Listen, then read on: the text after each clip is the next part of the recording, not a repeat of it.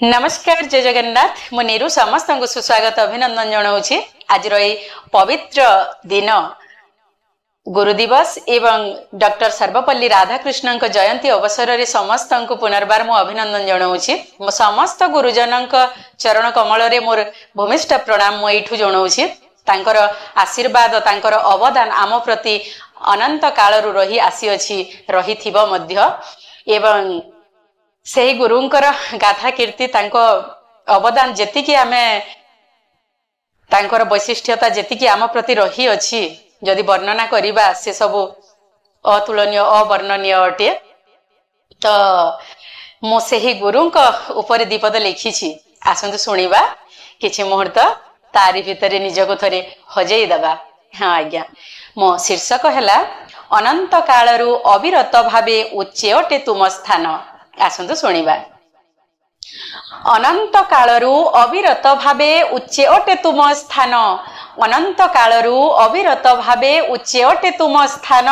शिक्षार गहना पिंधे जे तुमे सुंदर कर जीवन आम सुंदर कर जीवन आकार प्रकार निराकार कथा आकार प्रकार निराकार कथा बुझे दियो सहजे शिक्षा दीक्षा रे सुसज्जित कर जीवनटा बीते मौजे आम जीवनटा बीते मौजे हीरा नीलामती तुच्छ लागे सते हीरा नीलामती तुच्छ लागे सते शिक्षार सौंदर्य आगे शिक्षा गंताघर सम्राट जे तुमे शिक्षा गंताघर सम्राट जे तुमे नीति पूजु अछु भाबा बेगे आमे नीति पूजु अछु भाबा बेगे आशार दिगंते सोचे आमको आशार दिगंते सोचे आमको उड़ीबा को शिखेइल वेद विज्ञान साहित्य गणिते आम जीवन को सुधारिल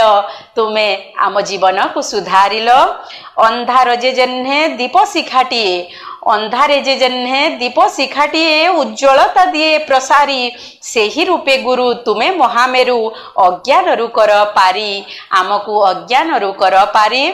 कोण अनुकोणे सबुठी जे आजी कोण अनुकोणे सबुठी मु आजी ज्ञानर दीपाली जाली गुरुंक महिमा गाई तांकठारे निज विनम्र भक्ति को दउछि ढाली मु एठू निज विनम्र भक्ति को दउछि ढाली।